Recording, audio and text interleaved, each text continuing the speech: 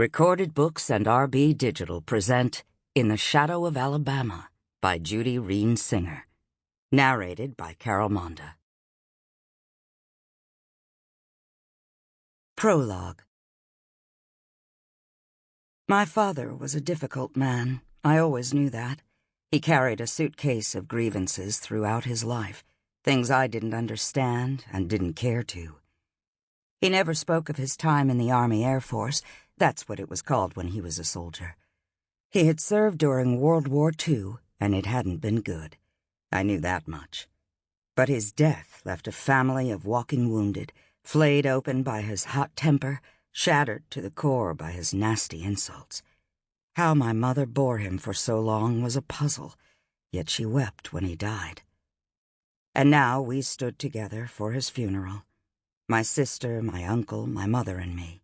We stood listening to the rabbi intoning generic platitudes that meant nothing. My mother once had a little garden behind my childhood home where white lilies bloomed in the fall after all the other flowers were finished. Tall plants with complex blooms, they were winter's early harbingers and never lasted very long. They bloomed and they fell apart, spent. White lilies are fragile like that. We stood, the four of us, listening to the ancient tongue, while not far from us, off to the side, stood a black woman, respectful, reverential, an elegant black rose among the broken white lilies. When the service was over, she came over to gently touch my mother's hand. She said she was sorry that her father, who had served in the army under mine, wasn't able to attend. He had been very close to my father, and he had so badly wanted to talk to him about the thing that had separated the two men for an entire lifetime. And then she dropped a word, so charged, so fueled with anger, that I was compelled to follow it wherever it led.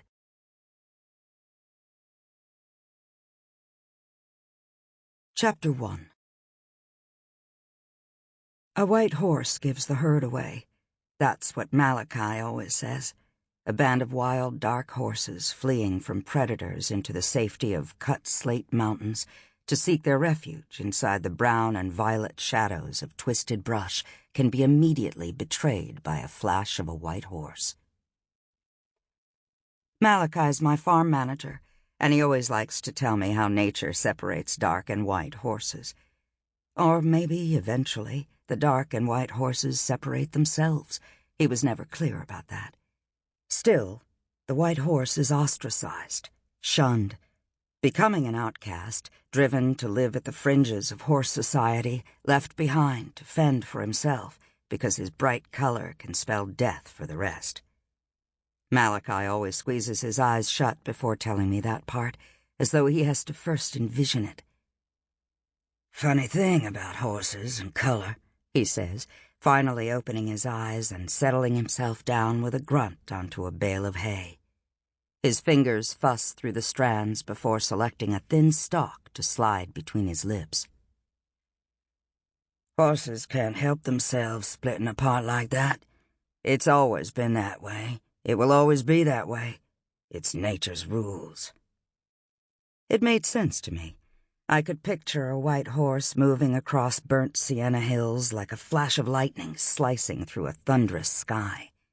It made sense, though I've learned not to believe everything Malachi has told me over the years.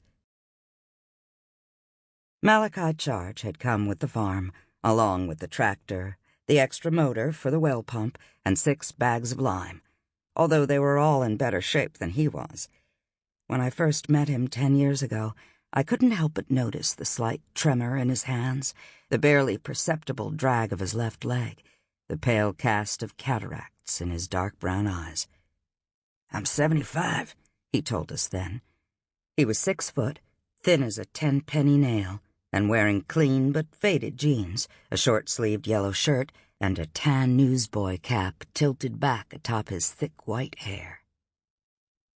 "But I'll do you a favor and stay on, because I've been managing this farm for 50 years.